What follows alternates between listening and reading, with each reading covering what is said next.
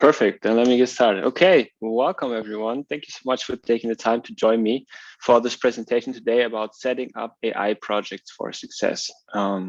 Before we get started, I would actually like to start with a little story that I think depicts what we're trying to do here in a quite nice way. So Frederick was a Quaker son. Frederick was born in the 1850s, and he was born to a very wealthy family, right? To a part of the Roosevelt family and to another lawyer. Frederick was very gifted, and he started to work in a steel company at the end of the 19th century, around 1890.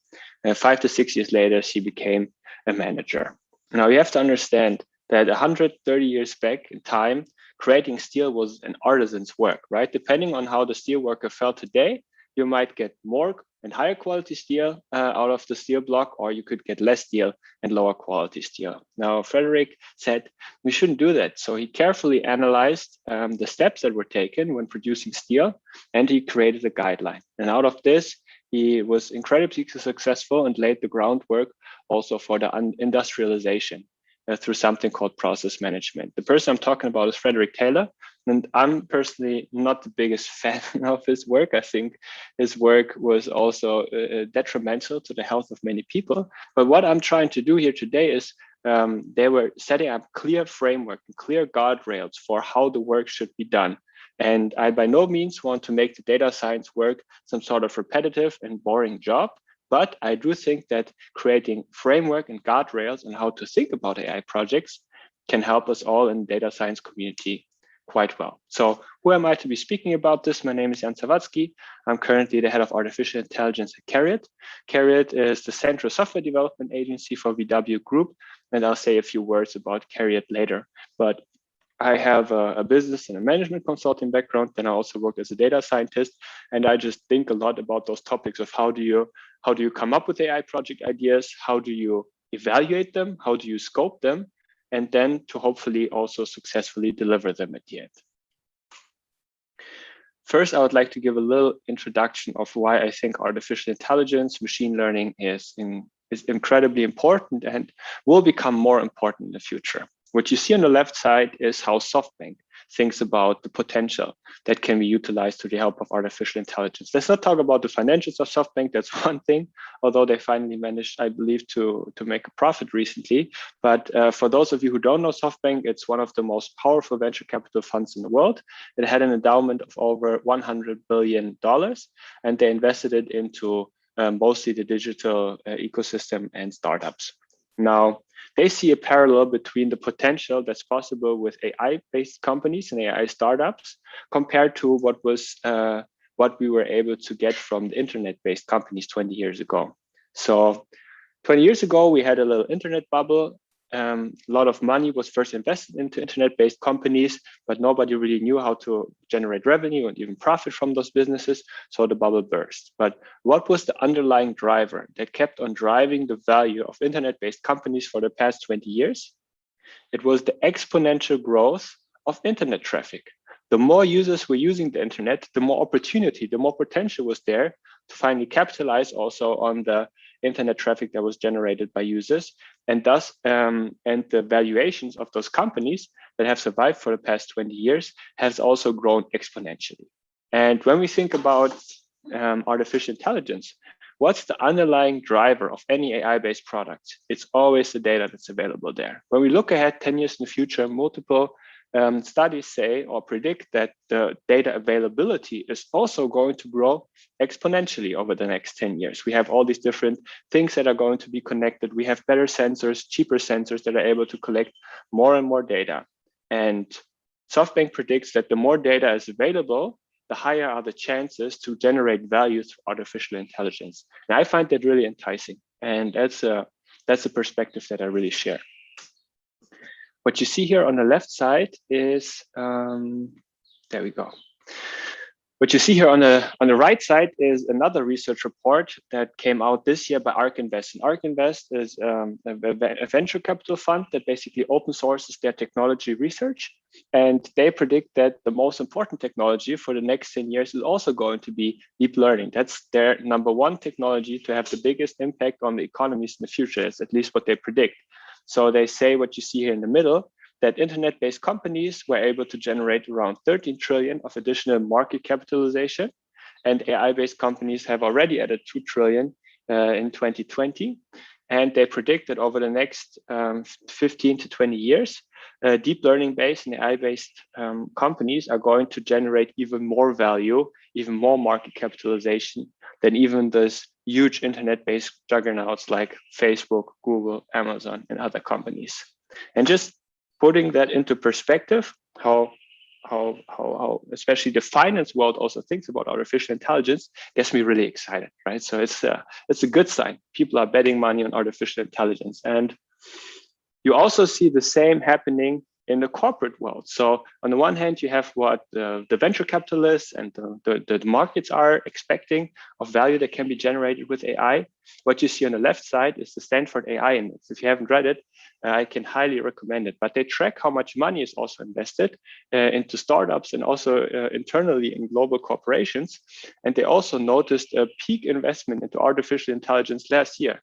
Almost $70 billion were invested in 1 year in artificial intelligence. And yeah, that's a lot of money that we can work with. And on the other hand, we also have AI as a strategic focus for a lot of CEOs. On the right side, you see the results from the PwC survey. It's from 2019, but the general perspective probably hasn't changed. So even in 2019, a lot of CEOs from Fortune 500 companies, 80% almost said, we plan to start or employ AI initiatives. So the general volume of AI projects that you can expect to be completed in the future, or the demand for AI projects, is actually going to increase. And I'm confident that we'll have more and more AI projects that are going to be worked on in the future. Now, coming back to Frederick Taylor, what I said before, Frederick Taylor and this process management is very good when you know exactly what you have to do. You have those guardrails, you have repetitive work, and you know exactly what needs to be done. The PMI, the Project Management Institute, created also guardrails in the framework for traditional waterfall-based projects, right? You have the requirements solicitation, and you create the architecture, and you code everything, and at the end you test it, and then you deploy it, and then you monitor it, and then it's fine. And if you develop after waterfall model, not necessarily in the software world, but in general, any project, now the PMI was able to decrease the project failure to only 14%. Now, and this is what gets me jiggy. This is where I get a little bit worried. If you compare that to AI project failure, that is way higher. So there are various stats out there, various data, and you can't always find the real data to back it up. I found an IDC study from 2019, which stated that 50% of AI projects fail. There's one tweet from some Gartner CEO who says 85% of AI projects fail. There's one VentureBeat analysis that said 87% of AI projects fail, but they don't really provide enough data. But I think if you're listening to this talk, you can very much agree that at least 50% of AI projects that are being worked on are going to fail or have failed already. So we have a huge gap between AI project success and traditional project success. The failure rate of AI project is much higher of traditional projects. And I think most of it actually comes back to not setting the foundation, fundamentals of any AI project straight. What you see on the left side is how Uber defines the data science workflow.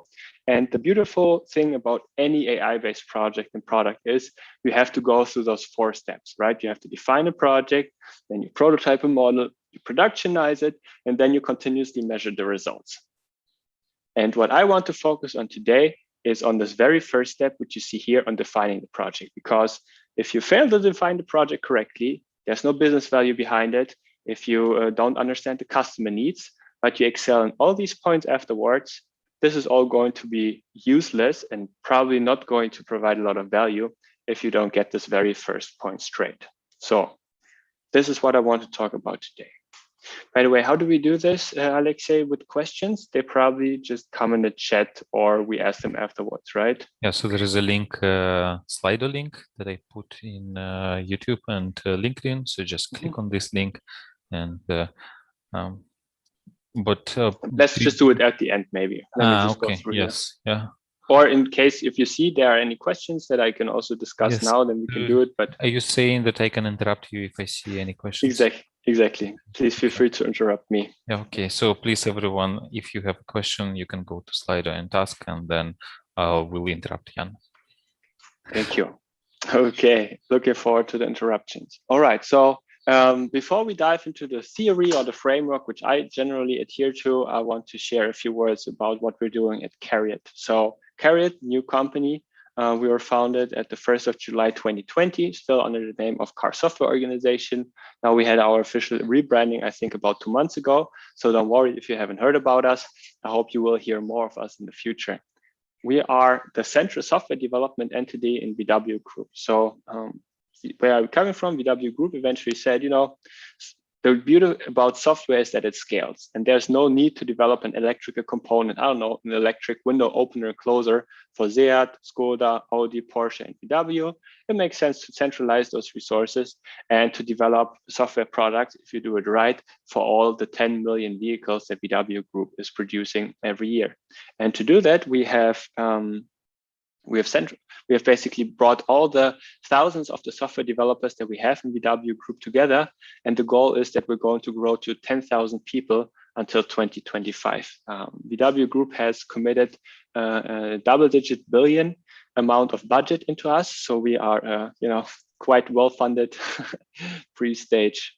It's not really startup anymore, but company, if you want. And what is our underlying goal? So the complexity in developing software for the automotive industry has just increased rapidly. Since the introduction of the very first electronic device in the 1970s, we have had a surge in different components and ECUs that are being developed on the hardware side, that are mostly also being developed by suppliers, and then bringing them all together and making sure that they work well together, and then they go through our very strict quality and integration tests has become a huge complexity. And what we want to do, we want to develop the VW operating system, which abstracts the software from the hardware, like an iOS, like an Android, like a Windows, like a Linux, and makes it easier for software developers to develop applications for the car.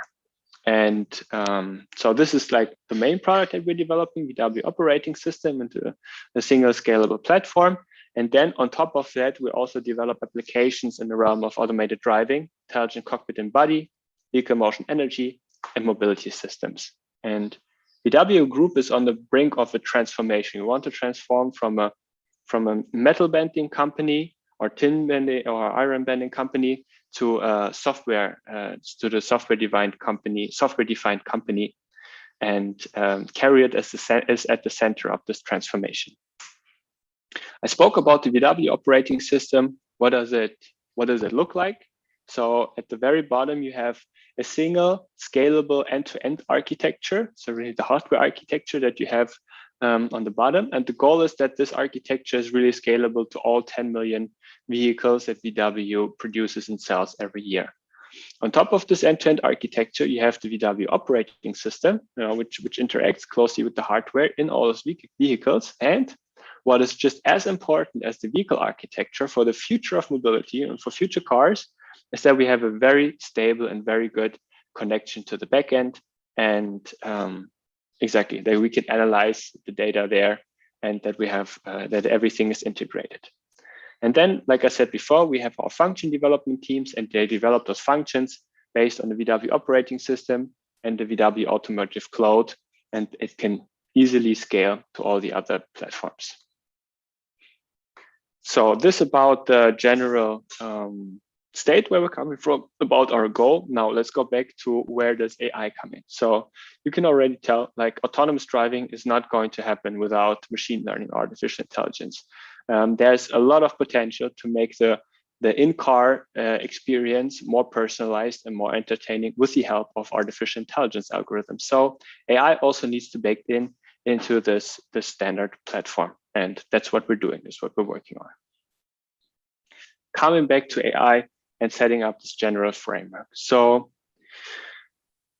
when you think about machine learning and any AI projects, I'm using all these terms interchangeably. Please don't get up on it, but don't get hung up on it. But what is the most important topic, and I know, Alexia, you're also a big favorite of this, I've seen you post about it for a long time, is that every product needs to keep in mind the virtuous cycle of data, virtuous cycle of machine learning, which means you have a product and then users use those products, and then you get the data to improve that product. And that goes really well with AI-based software development. Then you create a better product and hopefully you get more users, more data. And so you continuously gather more data to make the model and the product always better. Now, you'll have to look at this virtuous cycle of AI from different lenses. And to me, when you get started or when you do anything with artificial intelligence, it always has to do with where you are on the AI maturity curve. So there are roughly AI beginners, professionals, and AI first companies. If you just get started with artificial intelligence, the value you can expect from hiring a few data scientists is going to be quite low. Once you've successfully created a few POCs and you become a professional and you want to really productionize your models, then you can expect the value to slightly increase. Once you're an AI first company like Google, Amazon, or other companies that have declared themselves to be AI first, the value is growing exponentially because you have this underlying virtuous cycle of AI that keeps to that you can use on and rely on to automatically improve your products. Now, we spoke about the AI maturity index first. Now let's start with our very first framework. And to me, when anyone is working on any AI project, I think we all need to evaluate the AI project based on the impact and also on the risks that come with it. So very simple 2x2 matrix. You have low impact and high impact projects, and then you have low risk and high risk projects. Low impact and low risk projects are projects that are good to start with, projects where you cannot really break a lot, but where you can just get your hands dirty with understanding how AI development works. This is also a point I try to make clear very frequently. AI development is still quite different from software development. I think data scientists can learn a lot from software engineering practices, but it is very different to implicitly train a model to learn patterns from data or to explicitly write instructions for a program. So that's a paradigm shift, and that's not always very easy to get right when you get started. Now, the projects that everyone wants to work in are low risk and high impact projects, right?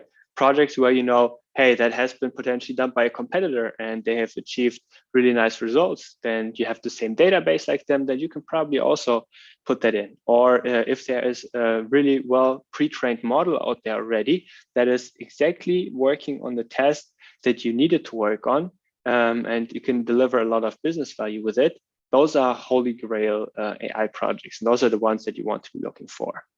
Now, there are also high risk and high impact projects, some very innovative and future-looking projects. Those are what I would call calculated bet projects. And then you have high risk and low impact projects. And I don't really see a case where it ever makes sense to work on these projects, right? Like you don't know if you can ever productionize it. So you don't know if you can ever actually generate value from it. And if you do productionize it, the impact is going to be very low. I find it very hard to actually find a reason to work on these topics. Now, why did I show those two different points? They are very related also. So if you get started as a beginner with AI projects, you should start with solid start AI projects. What does that mean? This is also what Andrew Ng always refers to, how he started his work at Google Brain Team, I think around 2011. They didn't go to the ads business right away. They started with, oh man, what was it? Was it speech or was it on Google Maps? Basically just understanding the pictures that were being taken by Google Maps about vendors and restaurants. And that is something like there's a low risk. So if it doesn't come, it won't also be on a critical path for feature development for a different project, but the impact was also foreseeable. And then next, once the team from Andrew gained a little bit more experience, so they became professionals, they looked into holy grail projects. So projects that were really working with the natural language understanding topic, with speech recognition, with the ads business. And then at the end, once the company became AI first, it made a lot of sense to also divest, to still look for holy grail projects, the main business area of your business, but to also focus on some calculated bet efforts where the payoff will be huge. For instance, the whole Waymo project that would be one that I would call a calculated bet or a moonshot project. So ask to interrupt. So maybe I don't know if you cover this later, but do you have any suggestions? How do we actually know if a project is impactful? Like, does it have low impact or high? And the same goes with risk. How do we know if it's a low risk or high? Yeah. So I'm actually exactly going to speak about this. So I'm going to present two tools afterwards. One is the AI project canvas, where you list all the most critical questions about every project to kind of assess the risk. And then you have the RISE matrix. I know, Alexei, you know it for sure from OLX. It's a general product management tool where you kind of assess the impact that a certain product can have. And I think it can also be very well used for AI projects to determine if would it be a low impact or a high impact project. But I'll speak about that in just a little bit. Yeah, I'm not sure if I should interrupt you because it's not clear if you're going to speak about something or not. For sure. Good try though. Good. Okay. So this is exactly the AI project framework that I would like to speak about.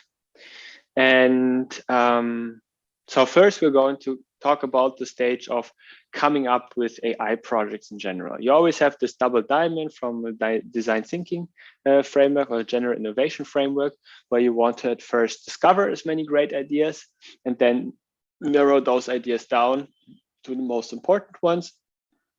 You always want to start in the problem space first, and then you go into the solution space and you use the same diamond for that approach.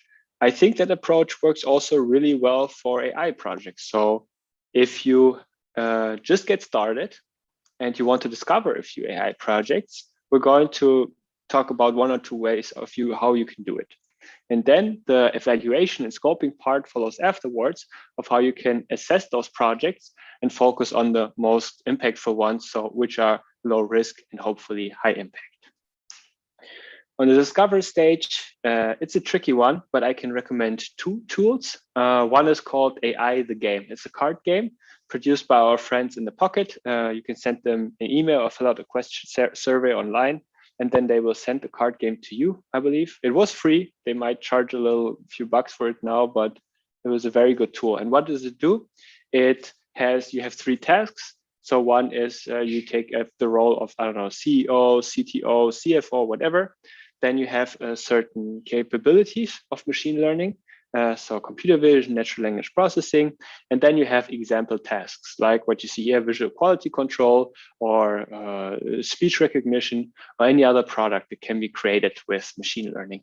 And you get a group of people together, and here it's very important to get a cross-functional group of people together from a business development department, techies, marketing people, sales people, product managers, and then everyone gets to draw a card, and then people have to basically show each other the card and interact with the cards that anyone else is showing. So this stimulates the idea generation phase. And then when you have a card, I don't know, the CTO wants to create cool tech products for the company, and then you see, okay, facial recognition, that's a product that someone else has, a card that someone else has picked, and then you can talk about, hey, would facial recognition be very helpful to one of the products that we're doing? And then from this way, you can quite easily come up with project ideas and transfer projects that have been created before into your current business. And I suggest to do 1 or 2 one-hour sessions. And at the end, you usually have between 20 to 30 product ideas. And that has worked quite well in the past, actually. When you have absolutely no idea of what you want to do with AI, and you just want to come up with as many solutions as possible. Another process that is also very good for ideating projects is using the general design thinking process. I personally haven't used that in an AI context yet, but my colleague Dominic Heinz, he has recommended it and has argued for it quite vividly. So I wanted to show this here. But from my experience, just ideating projects, this AI the Game is a very good tool to actually do that. Now, this might be one of the most important. Okay, this is a little bit. Let me find it. Sorry, let me find another slide here where I show it more quickly. There we go. So because first we need to go from one step to another. There we go. Sorry for the little interruption. So, and this might be one of the most important slides that I want to take you away with from this presentation for today. So once you have certain AI project ideas, I can only recommend you to look at it from a very structured and objective perspective and fill out this AI project canvas. Some of you might know the AI project canvas from the business model canvas, and it's a good way to summarize any business or product idea on one slide. Let's go through the AI project canvas piece by piece. So in the middle, and what I also always suggest you when you have an AI project idea is to start with the value proposition. What value are you going to create? What additional value can you propose with this AI project? Okay, what's the value to be generated? Next, you want to move to the right side of this project, and you have the different areas of integration, customers and stakeholders. Customers is, I would say, the second most important topic. Like customers and value proposition, they have to go hand in hand. So look at those two blocks in the very first topic. Who are the customers? Who are going to benefit from your product? Is it going to be internal customers? Which departments are going to be the internal customers? Who will give you the budget to do it? Are they going to be external customers? What type of personas are going to be using your product? Next, integration, a topic that is dearly undervalued and often forgot by many data science developers. So AI or any machine learning component is always just one part in the entire feature stack, right? So you never just sell AI to a customer. It's always one part, often a critical enabler, but one part in an overall feature or in an overall product stack. So you need to figure out at the beginning, hey, will I have to create microservices to make it run? Will I have to create an inference device so that it actually runs on an edge device? How will the module be integrated into the overall product afterwards? Third, who are critical stakeholders? Who needs our AI project and who can also benefit from our AI project? Legal is the classical department, right? So do we need to involve legal early? Do we need to involve them later? Potentially, I don't know, HR or controlling and finance. Are they important stakeholders or not? Who are our internal stakeholders? Who are our business owners also, who we need to keep in close loop with? On the bottom part, you have the cost and the revenue parts. Cost is how much do you expect this project? How much do you expect it will take to actually produce this product that you have? And then on the revenue side, how do you hope to eventually generate revenue with it? If it's an internal product, that's not always so easy. Sometimes it's time saved, it's, I don't know, effort saved, or anything else that can be mentioned there. But on the bottom part, you always need to show a calculation for every AI project. What's the cost that you have to put up to actually create this? And what is the revenue that you can potentially come out with? And then at the end, but this is where a lot of people start, but at the end, we come to the fun part. We need to look at what data is needed, what skills do we need, and what is the output? What is the key metric? So if we don't have any data, it's going to be very hard to make this AI project work, right? Even if we have everything on the right side and on the bottom side figured out, if we don't have any data, we probably have to collect the data and then label the data if we do a supervised learning algorithm, and that can potentially be quite expensive. But you need to ask yourself, what type of data do you need? Do you have the right data available already? Do you need to collect it new? Have you worked with the data set before already? Those are important questions that you need to answer there. Skills, what skills do you need? Is it probably a reinforcement learning approach? Do you have the right experts to do that? Do you need data engineers? Do you need infrastructure engineers? Or do you have a working infrastructure already? What skills are needed to develop this AI-based product? And then output, what is the key metric after which we can tell, okay, this model is good enough to actually make it to production? Is 80% accuracy enough? Is an IOU of, I don't know, 75% enough? Or do we need any other metric that we have an F1 score of over 90% to actually be sure that this project is helpful? And these different, but so you basically saw like you should go around the clock here, starting with the value proposition and then define all the different parts of this AI project canvas. Now what I want to do next with you is I want to go through a concrete example to make this very tangible for you. Maybe and before, yeah? sorry, we have a question, and I thought maybe I should ask it before you go to an example. Who should fill this canvas? Is it somebody from the C-level, or like who is the person filling it in? So the person who is suggesting the AI project should fill out this AI project canvas. Quite naturally, I have all the AI product owners and product managers be responsible for the AI project canvas, but it can also come from a data scientist. So yeah, I just think in general, when we talk about roles, data scientists are still quite torn between too many roles. And I think we could do really well by taking a lot of load off the shoulders for data scientists and distribute to other roles. So naturally, I would say AI product manager, but yeah, not very unlikely to C-level unless they really want this project and they want to get it done. Then it might be also a good approach for them to actually fill it out. But I guess if somebody wants a project, then they would come to a team, and then there is a data scientist, and together they will figure out what exactly is needed. Because if somebody is coming from business, maybe they don't know that the data engineer needs to do something. They have no idea, right? Absolutely. That's where you need the data scientists or the AI experts as consultants to actually fill it out.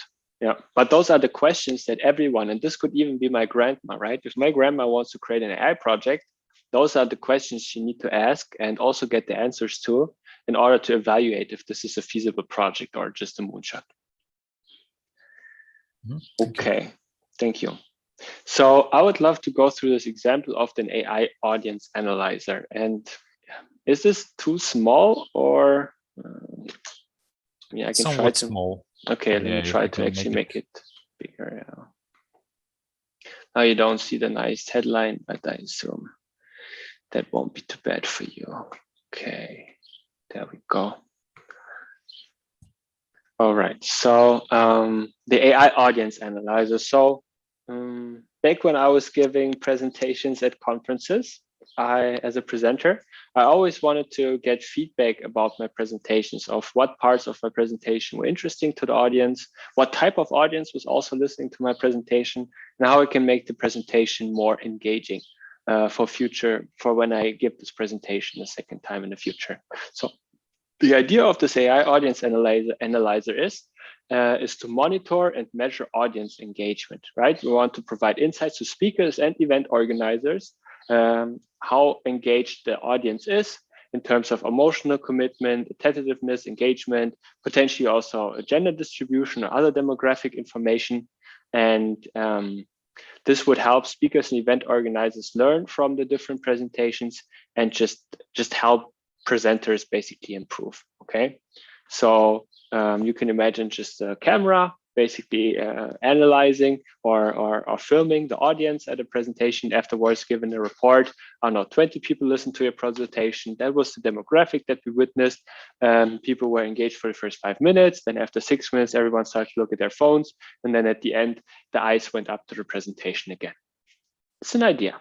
Okay, so who would be the conferences? I think you can go for 2 customers. One could, so who would be customers? One side could be the conference organizers to provide this as a service to their speakers.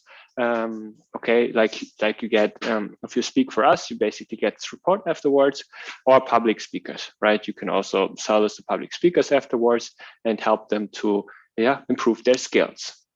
How would you integrate it? So I think there's no need to run it on the edge. I don't think there's a need to run it on the camera at a different presentation. As long as the audience is being recorded, it would be good if we can just run the model in the backend in the cloud, potentially, or in some backend, and do the inference and the data analysis there. Who are stakeholders? So the legal departments for sure. It is very creepy if you think about it, that you're being filmed, but you're attending an audience and a presentation. But if the legal departments clear it and the organizers are also okay with it, or they actually want it, then those are important stakeholders to work with. How would you go about financing this project? So on the cost side, you have the cloud consumption cost. You can put any arbitrary number there, how much the different GPUs are costing right now. And I think you would also need the salary of a data scientist and the data engineer for about 3 months. So depending if you want to work with freelancers on this, if you want to just bring your own expertise into the project, then it's kind of opportunity cost. So what are you giving up in terms of salary for working on this and not earning money on the other side? But I think in about 3 months, you can come up with a good first solid prototype. And how would you sell it afterwards? It could be a software as a service business model. You can charge, I don't know, 10 euros per presentation, or I don't know, 50 euros per month for organizers to use the model as much as possible, as much as they want, and generate revenue that way. Let's look on the data side. So we very likely need labeled data, and we would have to check, are there any open source models out there? I know there are models out there who try to guess the age of the participants, who try to guess the gender of the participants, but we don't know if that would also work in our use case. And there's a potential that we might need to collect and label more data. What skills are needed? I would say data science and data engineering skills are needed. You could also put machine learning infrastructure engineering or cloud engineering here, but I think those 2 skills would be helpful. And as in terms of what key metric are you optimizing for, that is uncertain for sure. So I don't know what the accuracy is that would be needed for the customers to provide or to get a benefit from this product. Okay. So what you see at this AI project canvas, and this is also a message I want to bring across, is there is no need to be super thorough and super diligent with every point, right? It's absolutely okay that as you build a product, some questions might arise and come up later and also will be answered later than at the beginning. You don't have to also put exact numbers down to the cents in terms of cost and in revenue. The more detailed you can be, the better. That would also obviously decrease the risk of your project, but at least the AI project canvas helps you to think in a structured way about this AI project and identify some blind spots. So to me, the blind spots here are very much output metric. Output metric is unknown and the data side is unknown.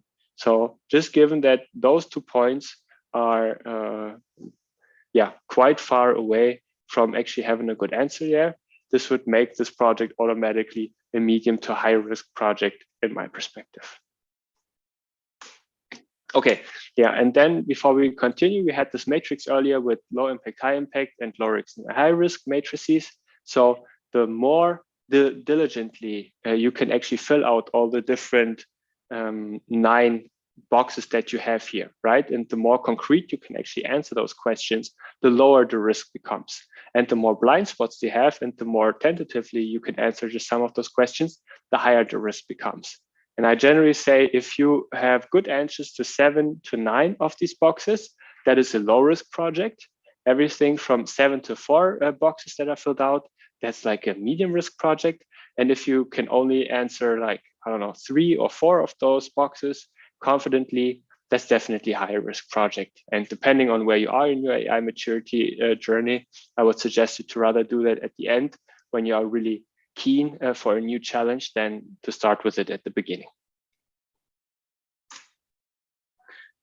Okay, and then let's look at the impact matrix. So how can we come up with a score to determine what's high impact and what's low impact from our AI projects?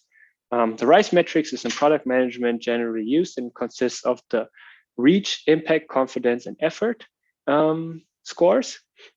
And what you do is you multiply the reach, the impact, and confidence, and then you divide it by the effort. And once you have created the AI project canvases, you can quite well determine the risk.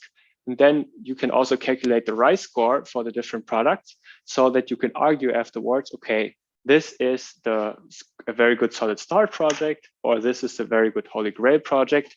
And just depending on your AI maturity journey, start with the right topic. So reach, what does it constitute? How many customers are going to benefit from the solution? And I just basically came up with the idea that, okay, potentially in the first year, about 250 customers could benefit from that solution. There are many online conferences out there. And there will be also more in-person conferences, and potentially about 250 customers would be able to benefit from that solution if it holds what it promises. When it comes to impact, how much this feature does this, how much does this feature benefit towards their current goals? So I would have to basically put that on terms with the general strategy of the company and the product strategy and the product goals of the company that you're working for. And there you have a scale between 0.25, which doesn't impact your current goals at all, to 3 is absolutely on the golden path to impact our current goals. And since my personal goal would be to create a cool product that helps people to become better presenters, I would say, yeah, that's a 2 on the impact side. On the confidence side, how sure are you that you can actually deliver the project? That's on a scale from 0.5 to 1. And with 0.5 like being a lower chance that you can actually deliver the project, and 1 total certainty. For the audience analyzer, I would give it a 50% or 0.5, just because there are quite a lot of uncertainties with respect to data and with also the feasibility. I just have to say if you could actually pull that off. And then effort, how much time does it take to execute the AI project? So here I said 480 hours. If I calculated correctly, that is 1.5 or 2 persons who are working for about 3 months for it. And then at the end, you come up with the right score of 0.52. Now, you see, this sounds a little bit more mathematical and a little bit more rigid than it actually is, right? You always have to be a little bit careful with impact and confidence. That is not so easily quantifiable as we would like it to be coming from a STEM background, but nevertheless, it provides you a common framework to then objectively score and compare different AI project ideas. All right, now we're already at the end of my presentation. I hope you had I hope it was interesting and fun to you to hear about the general framework for setting up AI projects and making sure that you can deliver them. So what I want you to take away with is there are good benefits from project standardization. It made traditional projects successful. And I think applying some general rules and frameworks and tools for AI projects is going to also make AI projects more successful in the future. Before you start with anything, understand where are you on the AI maturity level? Are you a beginner, professional, or AI first company? Because that really then decides on which direction you should go. The risk and impact AI matrix helps you to understand of where you should start and where you can continue once you go along the AI maturity index. To come up with AI project ideas, tools like AI the Game or design thinking can be very beneficial in coming up with AI project ideas. And then most importantly, the main tool that I wanted to give you on your hand today would be the AI project canvas to really answer the most important questions about every AI project and to understand what is the risk involved with making this AI project a reality. Thank you so much for your attention. Again, Jan Zawadzki, leading the AI department at Cariad. If you'd like to hear more about these topics, please feel free to follow me on LinkedIn, Medium, and Twitter. And I used to write more, now I don't find as much time, but I'm going to make time in the future again. And I usually write about data science topics, anything related to business and project management, and sometimes also about cars. Thank you very much. Thanks. So what do you write about cars? What's difficult with automated driving? Oh, okay, so it's not just like about cars, but about no, not like AI what's my favorite car. That's it. Yeah. Yeah, we have a few questions, those that I reserved towards for the end. So the first question is how to start if you are from a technical background. I assume what we talked about today sounds very non-technical, right? So it's more about doing this evaluation, maybe doing all this product management work, so maybe some project management work. So for technical people, how can they start with these frameworks? I think it's quite easy. So I actually try to keep it also as technical as possible. It's never easy to make it technical from these product management things because there are a lot of assumptions that just go with it. But just try to fill out the AI project canvas. So I'm sure if you're technical, you have thousands of ideas of what cool things you could do with AI. And before you actually start to implement one of those projects, I just urge you, take an hour. It doesn't have to be a lot, half an hour or an hour.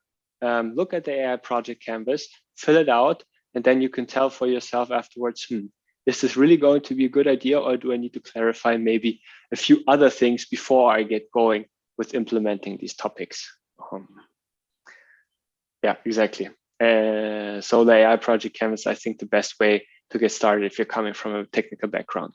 If you also want to do AI project ideation, then it really makes sense to gather in a room, in a group full of people, where you bring people from different backgrounds together. You play, for instance, the round of AI the game, and then you simply come up with ideas, put them on sticky notes, and afterwards you evaluate them with an AI project canvas. Yeah, what we did at some point is we partnered with the design department, and they helped us organize this design sprint with all this double diamond stuff, and then they say, okay, like if you just take a group of engineers and you put them in one room, you will not really find a lot of good problems. Exactly. That's why the cross-functional part is so important, right? Bring business developers in, bring salespeople in, marketing people in, and then the cross-fertilization is just really valuable. Yeah, so there is a comment for audience analyzer project. Shouldn't we first start with a non-AI solution first? So, for example, organizers might ask the audience to fill in a form with demographics data. Yeah, absolutely. So I'm not saying that like I haven't done it, right? So I had this idea for over 2 years. I haven't started to implement it. There are many reasons against it. But if you were to use AI for that project, I think there are a lot of visual clues, or a lot of clues that you can gather by visually observing the behavior of people, than by asking them afterwards if it was a 5-star presentation or not.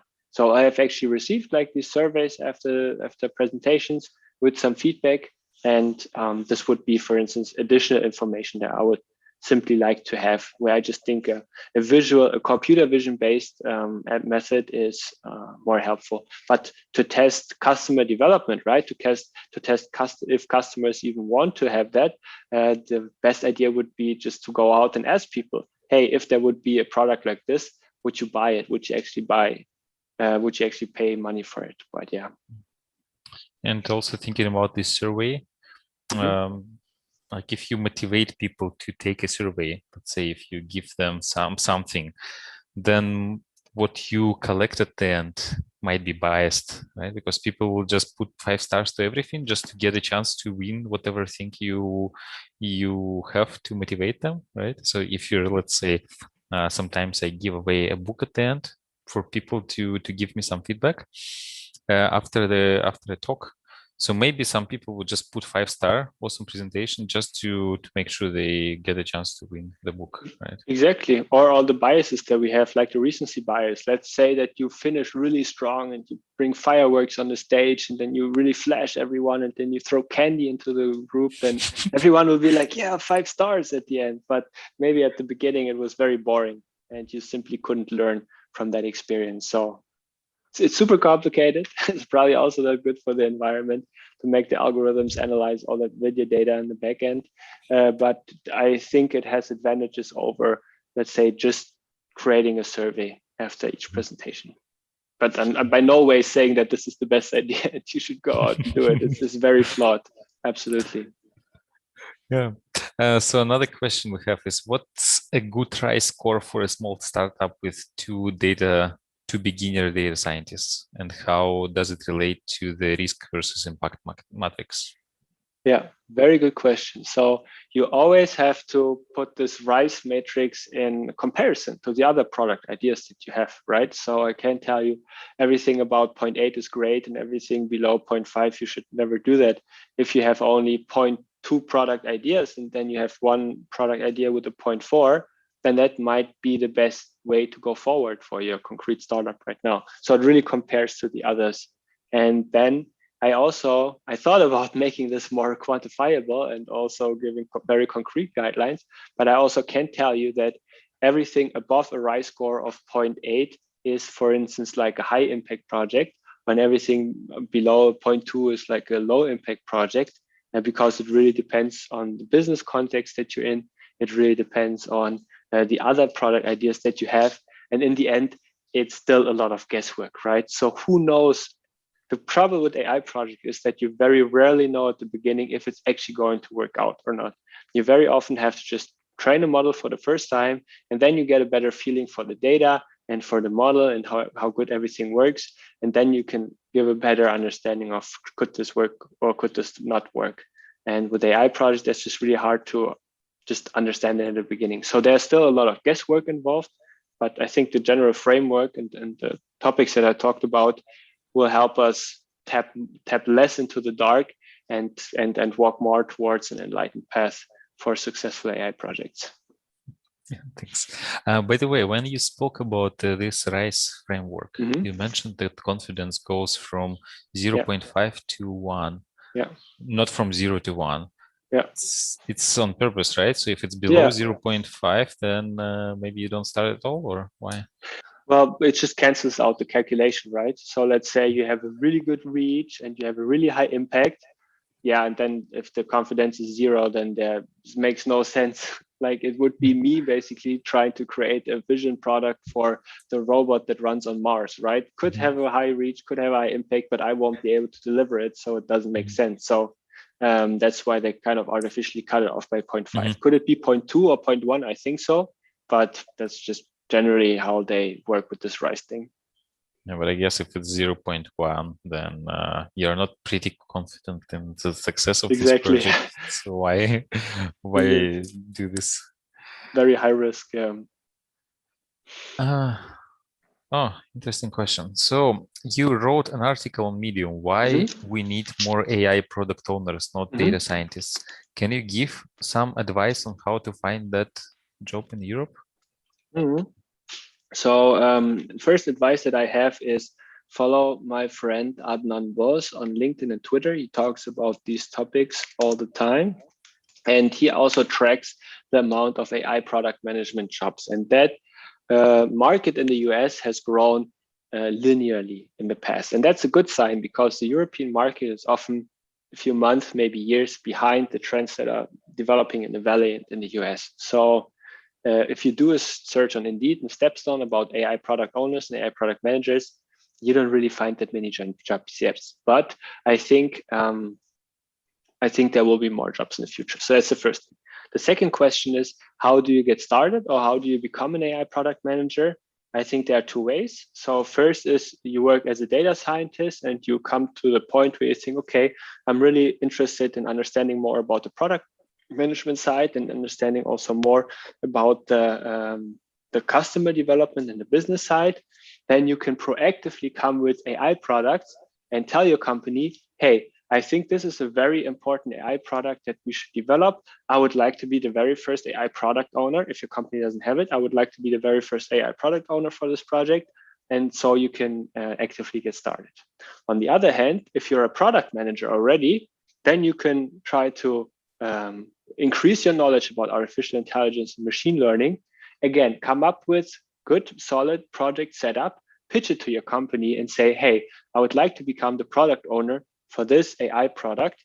And just being an AI product owner and working with data scientists and data engineers on this very idea. So I think those are the most practical and most feasible ways how to do it, to come from data science side or product owner side, proactively suggest a product, and then to just fill out the role of an AI product owner. Because in Europe, unfortunately, it looks like we don't have that many roles of AI product owners yet, but I'm expecting that role to increase in the future. Sometimes I think my observation is that these roles, they're not advertised as AI product managers. They are just product managers that happen to work in a machine learning team. That's also right. That's also very possible. I'm not too big of a fan of that. I mean, that could be a good approach, but I still think AI products and AI projects are too different from traditional or general software products. And I would like AI product owners to have a more specialized knowledge about machine learning and data science. And I don't think you necessarily find it in traditional product managers, but maybe I'm wrong also. Okay. Do you know who, so the question from Thomas, who is the originator of AI Project Canvas? And, that was me. That was you. Sorry for pushing my own stuff, but it's free, open source to use. Feel free to share it and redistribute it as much as you want. But we're really lucky to have the creator today. Yeah. And yeah, so there is a follow-up question also from Thomas: is how often have you been using it? So I've used it a lot at my previous company at Carmack, at Cariad. I have also used it for some projects, and I would like to introduce it now for all the projects that we're working on. So we have quite a high number of AI projects that we are working on, and we might need a second version of the AI project canvas, more in the direction of an AI product canvas, to get away from the project idea towards the product development. I don't know exactly yet which boxes would change, but I'm hoping that we are going to try this out in a broader fashion also in Cariad, and not about the few projects that we're currently working on. But yeah, for any other project. So my friend recently had the idea to write a gender bias detector, something like Google Translate. You paste in the text that is probably potentially biased, especially in German.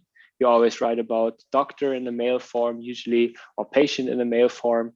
And then you have an AI algorithm in the backend that basically translates it into a gender neutral form of speaking. And for that project, I've also created the AI project canvas, and I try to use it as much as possible. Yeah, nice, thanks. So maybe last question for today. Do you know what is the most common reason for AI project failures? I wouldn't know. I've read a few articles on that, and some suggest that it's the general approach to AI projects, and that it's coming a lot from the research part, where you focus a lot on creating state-of-the-art models, and you have a fixed data set, and then you create a state-of-the-art model. But when you deploy it, you suddenly realize, oh, the real world is different from the static training validation test set that I've created. So that is an issue. Another one is also just a general productionization approach. If you just basically, if you write in Jupyter notebooks, if you work with Jupyter notebooks and you just run the cells in the wrong order, nothing works really. So just the general software engineering practices for creating AI-based products seem to be an impediment. And then also the research approach of very model-centric instead of data-centric development. Okay, so basically using tools like AI Canvas will help to address that, right? So then, because you start with the value proposition with the data you have, and then go to solving the problem instead of doing it the other way around. That's correct. So just main takeaway: before you work on another project, make sure you get the foundations right, you define the project correctly, and then everything that follows afterwards will have a much higher chance to actually successfully creating value. Okay, thanks a lot for joining us today, and thanks everyone for joining and for listening, for asking questions.